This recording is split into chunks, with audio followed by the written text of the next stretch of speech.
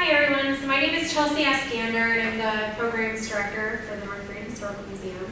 And I do have to say, I've been working for the museum since last May, so less than a year. And I didn't know too much about Coloma and Watervliet in that area prior to working there. So I've got this great presentation put together, but I'll of course allow Rick to throw in any of the tidbits that he knows because he has been doing this a lot longer than I have. So he knows a little bit too. So for the history of Coloma, we're going to go way back, just because at our museum, that's kind of where we begin with the history of Coloma. We have evidence that our area has been inhabited for 10,000 years. 250 remains of mastodons have been found in Michigan, including a skeleton that was found in Watervliet in the 1930s. And at the museum, I've got a picture of it here. We have a mastodon tooth that's in our collections that has been found. Now we talk a lot about the Pokagon band of Potawatomi in southwest Michigan, but going back farther, the Hopewell Native Americans were probably the first, probably around 2,000 years ago. Mountains have been discovered just north of Coloma and Dowagiac and here in Coloma, or here in Kalamazoo. Many of them were unearthed in the 1960s when I-96 was being built. Chelsea, can you still see? I can see, yeah, thank you. And then in the 1600s, the Miami tribe were living in the area. But they were driven out finally by the Potawatomi in the late 17th century. So we have a pretty nice collection of Native American tools and artifacts. But even though we think so much about the Pokagon band of Potawatomi, they were probably primarily Hopewell Native American tools and artifacts.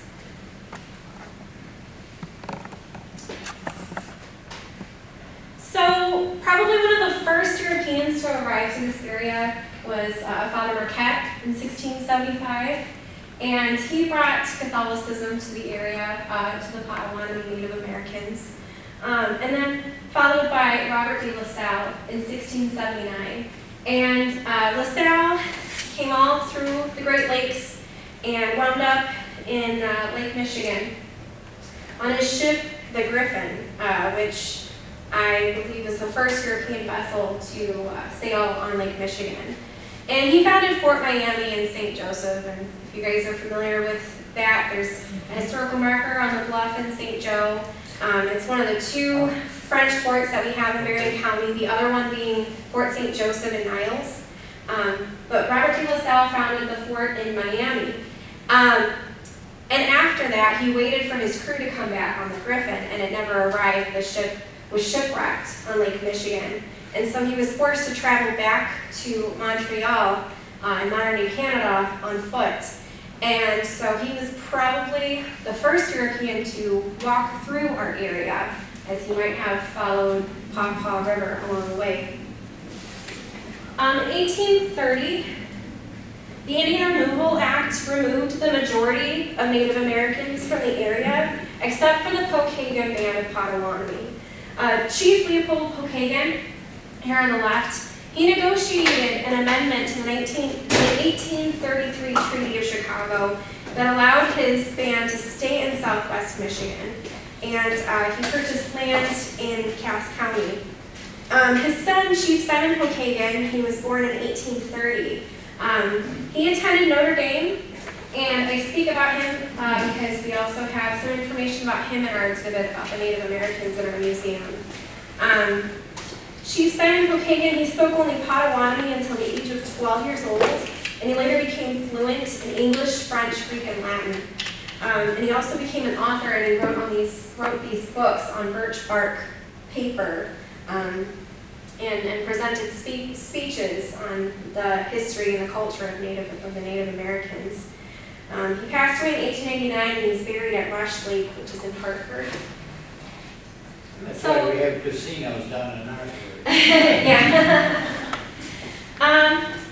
So following the Indian Removal Act, land opened up in the area for purchase. Land sales became available, and during this time there was a lot of growth throughout this area. A lot of it because in 1825 the Erie Canal was built, so it made it a lot easier for settlers to come through, and they would travel through the Erie Canal and then travel across Michigan and wound up in this location. They were mostly, the settlers during those times were mostly from New York and New England, but also from Germany, primarily Germans, and also some English and Irish. In Germany, they had newspapers advertising the great lands that they had here in modern-day southwest Michigan. But when they got here, they found that it was all woods. They really had to work to clear that land before they could even start farming. But since there was so much of it, lumber was cheap. And a man named Levi Ballingy, he acquired a great amount of land. And with all this land, he wasn't quite sure what to do with it, and he started to advertise for a shingle maker. So in 1834, a man named Stephen R. Gilson from New York, he was passing through southern Michigan on his way to Chicago for work. And he stopped in Marion Springs along the way, and he found the advertisement for a shingle maker up in our area. And so he went up to get in the business of making shingles, so roof shingles, and created the first settlement in the area, Shingle Diggins. Around this time also a small log school was also built around 1835, slightly northwest of the settlement, and it served just 8 children. So we had a little settlement here. However, by 1838, the timber in the area was exhausted and they abandoned the settlement. So the next settlement, which would be slightly south of Shingle Diggins, was Dickerville. That was created in 1838. And where Red Arrow Highway is now, that crossed the entire lower peninsula of Michigan, and it was originally a Native American path. But they turned it into a path, a trail that was widened and allowed stagecoaches to cross. So people could get from the Erie Canal to the Detroit area and continue to Chicago. So it just made sense to build a community here. Every several miles along this trail there was a tavern, and so a tavern was built. It later would open as the Osgood Hotel in 1855. And a community grew around this location. Moses Osgood was actually the first person to clear a farm and plant fruit trees in what is known as Coloma today. So this was primarily the center of town at this point. And it was called Dickerville because they didn't have a whole lot of money, so they had to dicker or barter for their goods. Slightly north along the river, in 1844, a ferry was built across Paw Paw River, so they built a road to connect that with Dickerville, and that would be about where today downtown Coloma is. In 1849, Stephen Gilson, so that shingle maker, and his son, as well as some others from the local area, left for that gold rush in California. Stephen Gilson happened to stay in the settlement called Coloma, California, and he returned 5 years later from that trip and didn't feel that Dickerville was a very dignified name for the community, so he persuaded everyone to rename it to Coloma. So that's where we've gotten our name.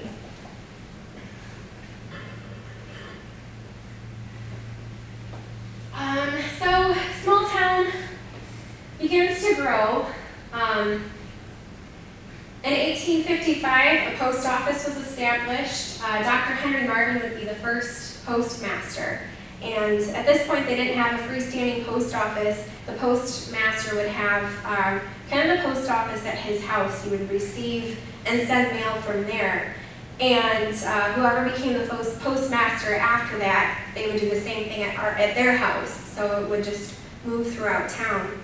A congregational church was built in 1855, which is still standing today. It's the oldest public place in Coloma.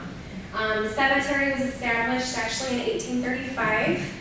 And after making shingles, we've moved to mills, and they had lumber and grist mills as kind of the primary industry in that area. Farms were created and stores were built around the area to accommodate the growing population. So we no longer had the small log school at Shingle Diggins that served 8 children. That, of course, was abandoned. And so the next school was built in 1850, and it was originally a log school. And it was renamed Coloma after the name of the town changed. And in 1865, that log building was replaced with a 1-room frame building. This was later enlarged to 4 rooms in 1870, and it served as the school for Dickerville until 1893. Agriculture was and has been a very important industry to not only the Coloma area, but all of Southwest Michigan. If you've ever been to our museum, we have an entire barn and a fantastic exhibit dedicated to our history of agriculture. We're located in the heart of Michigan's fruit belt, and historically we've offered a wide array of fruits and vegetables as well as flowers. Coloma's peaches and apples have always been popular. So, besides the lumber and grist mills, people were making a living with their farms and their farming. In 1871, I'm skipping. So in 1871, the railroad was built, and this kind of really helped solidify the growth of Coloma. It benefited in so many ways. It connected Coloma and Waterloo to Chicago, and so it moved people and goods through the area. They could ship produce quicker by rail. They can get fresher produce to Chicago, and also, of course, the movement of people coming and going into town. So the town continued to grow around these railroads. Now, developers thought that the town would be more north of the tracks, closer to the tracks, but it never did. And Rick and I were kind of talking about this on the way here, but for whatever reason, they actually moved a lot of the buildings away from the track, which would be a whole lot of work. And talking about some of the buildings downtown, so many of them have been moved, and it's kind of an odd thing about Coloma. It took so much effort, so it's kind of a curious thing, but apparently it wasn't near the railroad that they wanted to be. They just moved farther away from it. So on a map from 1873, you can see how much Coloma has developed. I read somewhere that most of the buildings were built on the west side of town. There's fewer on the east side because they had Tannery Creek run through, and they liked the rear access of the shops and the businesses there, and it was less accessible on the east side. But that's Coloma in 1873. The population was 269 at this point.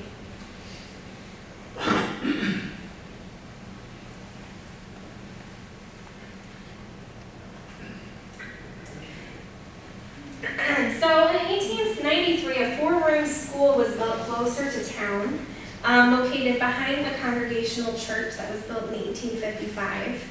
The school was enlarged in 1900 and later again in 1920, and the school would serve as a school for Coloma for several decades. This is a view of what Coloma looked like in the around 1900. I read that this was captured from the top of that, on top of that high school.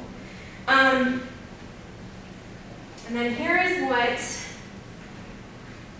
downtown Coloma probably, it did look like in the 1910s, but one thing is we used to have these trees down the center. And if you go through Coloma, we have really wide streets, and it's because we have these trees coming through. And it used to be a really nice location for children and adults to sit under and enjoy the shade. Unfortunately, the auto age demanded the removal of these trees so that they can pave the roads. In the top photo, We have a photography studio built around 1899. You can kind of see it says art studio up there. And then the 3-story building next to that was the Bunker Opera House that was built around 1901. And then the building to the right of it with that kind of 2nd-story deck was a hotel. And then we have a shoe store on the left side of the right photo. That was built in 1896, and then the building next to that served as the Grand Army of the Republic Hall. And then down on these 2 photos here, this was a drugstore for many years. But also this building right here would serve as the first freestanding post office. And that was built in 1896. So now we've moved the post office out of personal homes of the postmaster, and we're in a freestanding post office. Businesses grew and downtown evolved for many years. By the 1930s, Coloma businesses included restaurants, shopping, a movie theater, banks, and 7 grocery stores. The major industries that grew throughout the area kind of heavily came from the agriculture history. So we had baskets and barrel making. This is a photo of Harry Beamer's basket factory in Sawmill around 1900 down here, actually. And then the top photo is the Fruit Belt Canning Company that operated in Coloma until 1912 to 1917 before it moved to Baton Harbor. So a lot of the industries that grew throughout the area was really based around the agriculture. Another large boost for Coloma's future, which was something that I did not know about before I started working for the museum. I, of course, know all about St. Joseph, Michigan, and their tourism. But Paw Paw Lake in Coloma and Waterloo was a huge tourist industry beginning all the way back to the 1890s. Initially, the land around Paw Paw Lake was all farmland, and farmers would open up their homes to visitors in the summer and the fall time to help with harvests. And visitors began to find this really appealing, our area, and they wanted to stay for longer terms. And so some of the farmers added on to their farmhouses.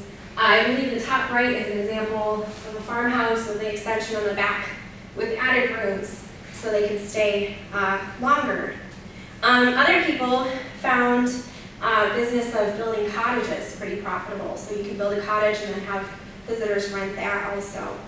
In 1896, a man named Dr. William Baker built or laid down a railroad line from downtown Coloma up to the north side of Paw Paw Lake, called the Interurban.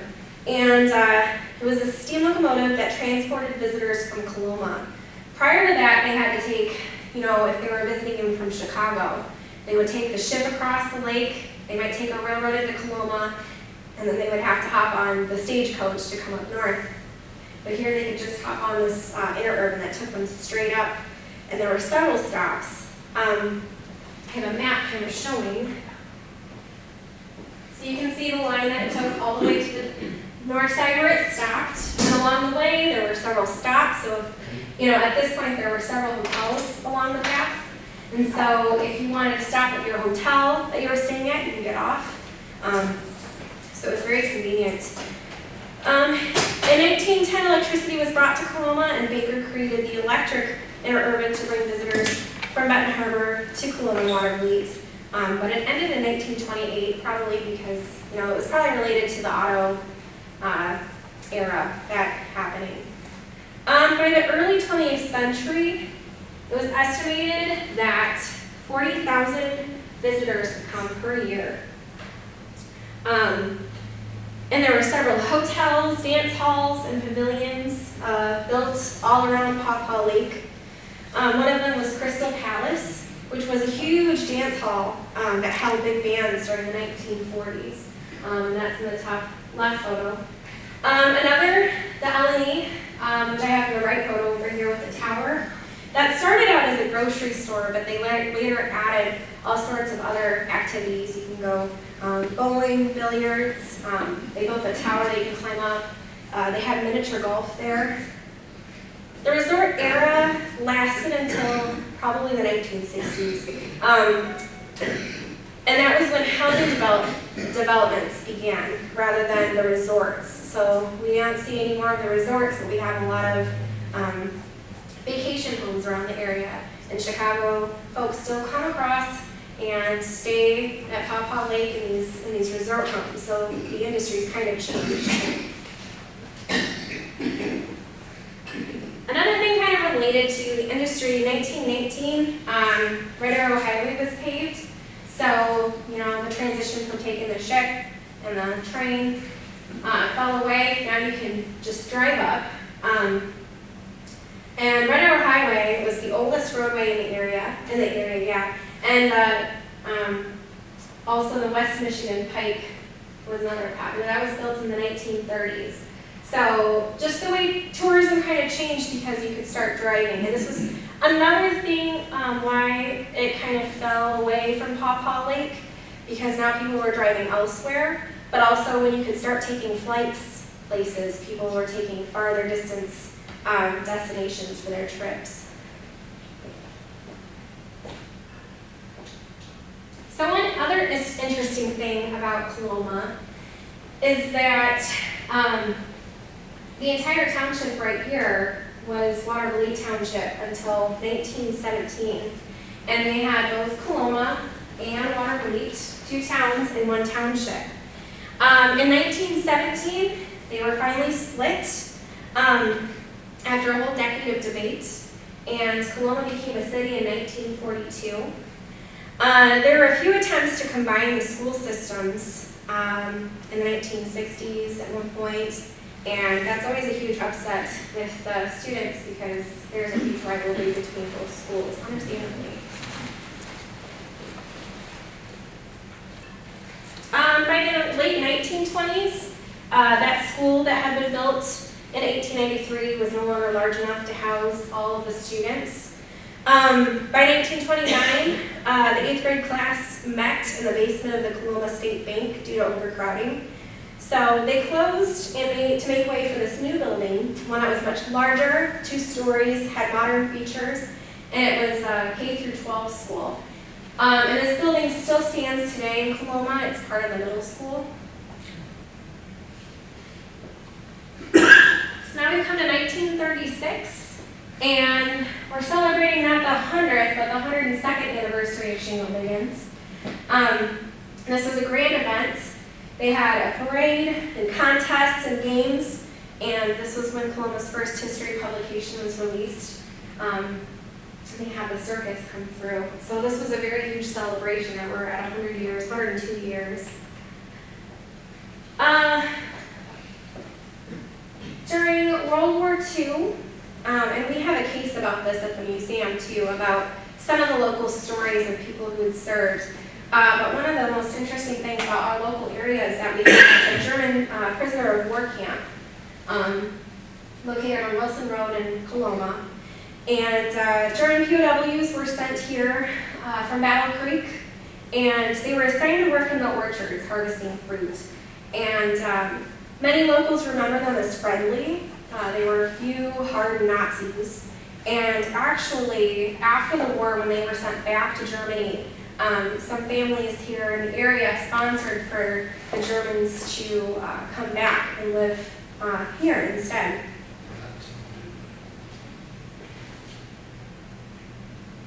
We also celebrate our Glad Peach Festival, but it actually began as a Gladiolus Festival as a celebration for victory over Japan Day on August 14th, 1947.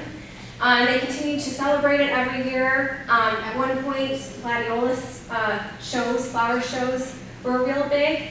But as time goes on, we've turned it into the Glad Peach Festival, and we still have it every single year. So Coloma development to today. As I said, 1942, Coloma became a city. And from 1950 to 1970, the residents grew from a population of 1,041 to 1,814, so not quite double, but getting up there. There was a whole lot of growth during this time. And that was just Coloma City. Coloma Township grew from 2,267 to 4,316. So again, a lot of growth, almost doubling. In 1957, a new K through 6 school opened just northwest of the 1930 building. And so that 1930 building in turn became a high school before it later became a middle school.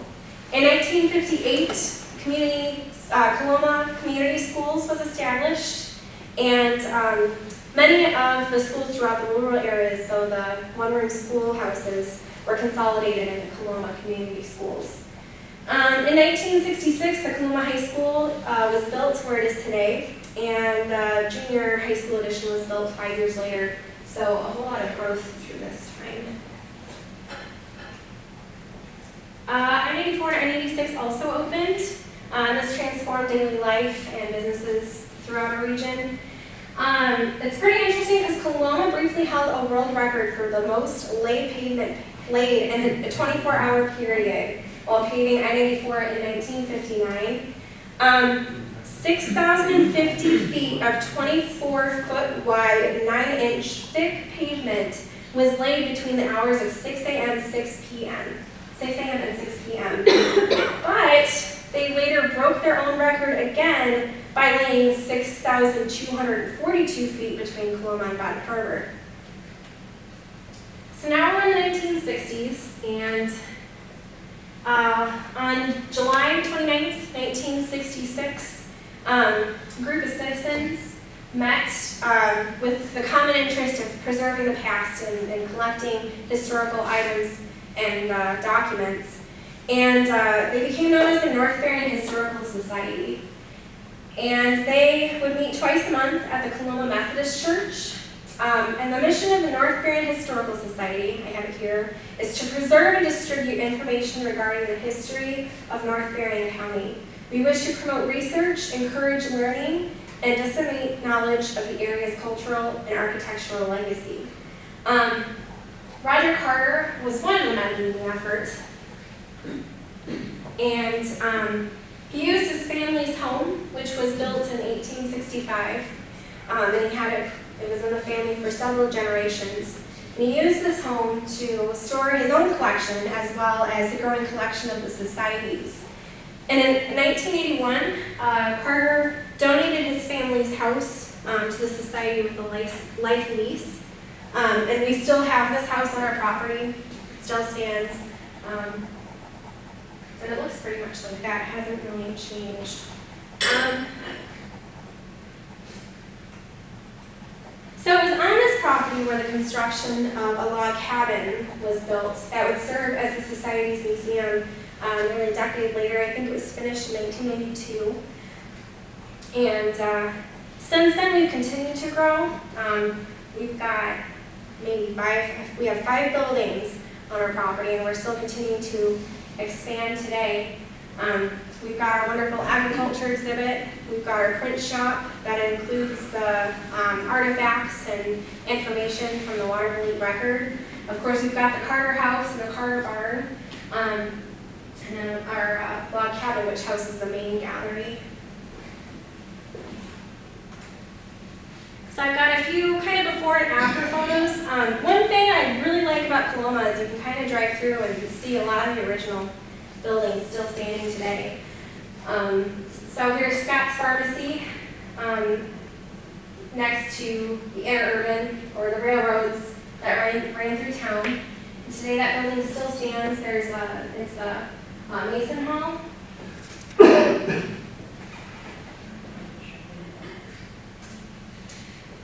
One of my favorites is the State Bank of Coloma. I think that was built in 1906, and it hasn't changed except for the facade of it. They've really changed that, but the back end of it is still the same. I just really love how it used to look. I miss that. We have this building that was a hardware store.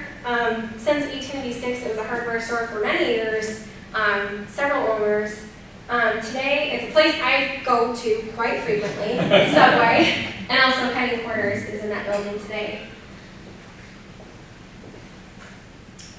We also have a garage and service station, and I think this is around 1925.